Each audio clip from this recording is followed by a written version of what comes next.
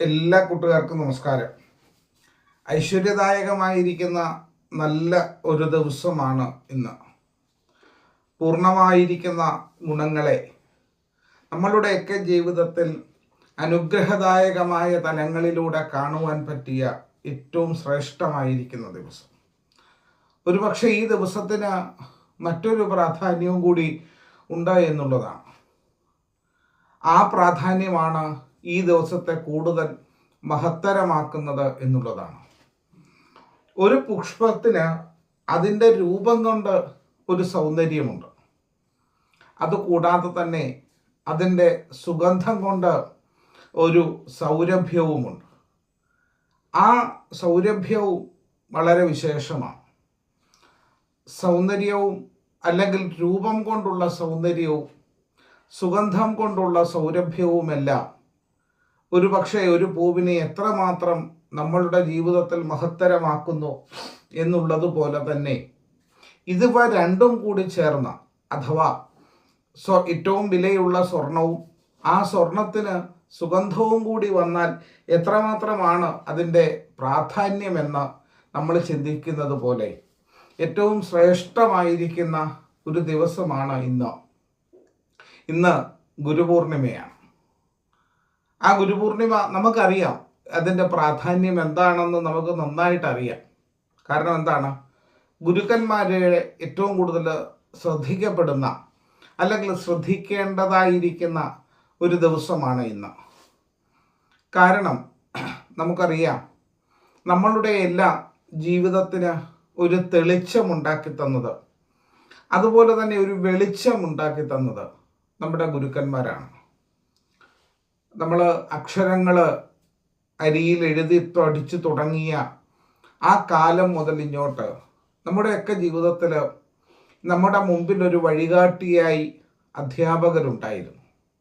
അമ്മയാണ് ആദ്യത്തെ അധ്യാപിക, അച്ഛനാണ് ഏറ്റവും ആദ്യത്തെ അധ്യാപകൻ.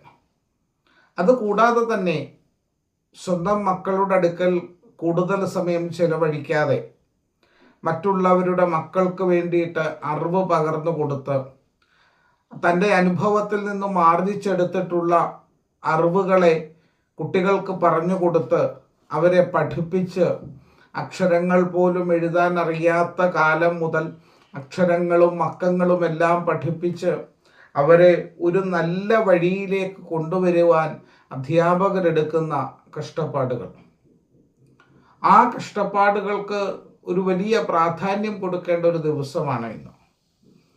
നമ്മളൊക്കെ പലപ്പോഴും ഇങ്ങനെയുള്ള ദിവസങ്ങൾ കാണുമ്പോൾ നമ്മൾ പറയും, പിന്നെ ഇങ്ങനത്തെ ദിവസം വേണോ നമുക്ക് ഇതൊക്കെ ചിന്തിക്കാൻ? അങ്ങനെ ഒരു ദിവസമെങ്കിലും നമ്മൾ അങ്ങനെ ചിന്തിച്ചാൽ മതി. വർഷത്തിൽ ഒരു ദിവസമെങ്കിലും നമുക്കങ്ങനെ ചിന്തിക്കാൻ സാധിക്കപ്പെട്ടാൽ നമ്മൾ വലിയവർ തന്നെയാണ്.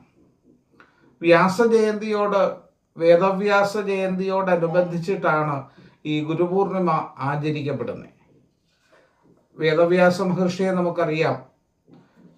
18 പുരാണങ്ങളെയും 18 ഉപപുരാണങ്ങളും ഒക്കെ നമുക്ക് നൽകുന്നതോടൊപ്പം തന്നെ യഥാർത്ഥമായിരിക്കുന്ന വേദത്തെ വിഭജിക്കപ്പെട്ട ആളാണ്. അതുകൊണ്ടാണ് അദ്ദേഹത്തെ വേദവ്യാസൻ എന്ന് പറയുന്നത്. വേദവ്യാസ വിരചിതമായിരിക്കുന്ന ഗ്രന്ഥങ്ങളുടെ അനുഗ്രഹങ്ങൾ കൊണ്ട് എത്രയോ അറിവുകൾ നേടിയവരാണ് നമ്മൾ. അതുപോലെ തന്നെയാണ് ജീവിതത്തിൽ ഗുരുവെന്ന് പറയുന്ന അനുഗ്രഹത്തെ. ഗുരുവെന്ന് പറഞ്ഞാൽ അന്ധകാരത്തെ മാറ്റുന്ന ആള് എന്നാണ്. അതുകൊണ്ടാണ് ജ്ഞാനതിമിരാന്തസ്യ ജ്ഞാനാഞ്ജന ശലാകയാം ചക്ഷുരും മീലിതം യേന തസ്മൈ ശ്രീ ഗുരവേ നമഃ എന്ന് നമ്മൾ പ്രാർത്ഥിക്കുന്നത്. ആ ഗുരുവെന്ന് പറയുന്നത് ബ്രഹ്മാവാണ്, വിഷ്ണുവാണ്, മഹേശ്വരനാണ്, അങ്ങനെ എല്ലാം കൂടി ചേർന്നുള്ള പരബ്രഹ്മവുമാണ്. അപ്പം അങ്ങനെയുള്ള ഗുരുനാഥന്മാർക്ക് പൂർണ്ണ പ്രാധാന്യം കൊടുക്കാൻ നമുക്ക് സാധിക്കണം. തത്വങ്ങൾക്ക് മാത്രമല്ല, നമ്മുടെ കർമ്മങ്ങൾക്കും പ്രാധാന്യമുണ്ടാകണം.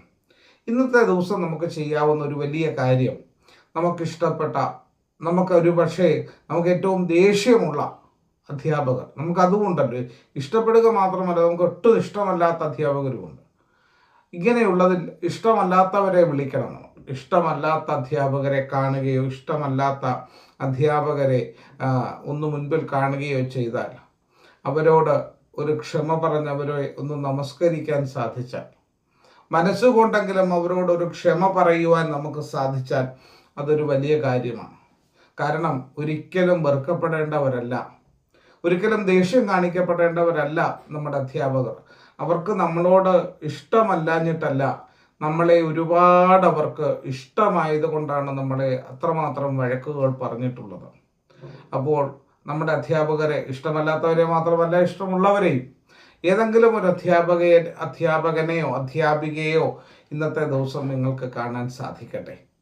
അവരുടെ പാദങ്ങളിൽ സാഷ്ടാംഗ പ്രണാമങ്ങൾ അർപ്പിക്കുവാൻ നമുക്ക് സാധിക്കട്ടെ. സ്കൂളിൽ പഠിച്ച അധ്യാപകർ മാത്രമല്ല, നമുക്ക് അറിവുകൾ പകർന്നു നൽകിയ ഏത് ഗുരുക്കന്മാരെയും നമുക്ക് ഇന്നത്തെ ദിവസം വളരെ പ്രാധാന്യത്തോടു കൂടി കാണേണ്ടതാണ്. അവരുടെ പാദങ്ങളെ നമസ്കരിക്കുവാനും അവരുടെ അനുഗ്രഹങ്ങൾ സ്വീകരിക്കുവാനും നമുക്ക് സാധ്യമാകട്ടെ.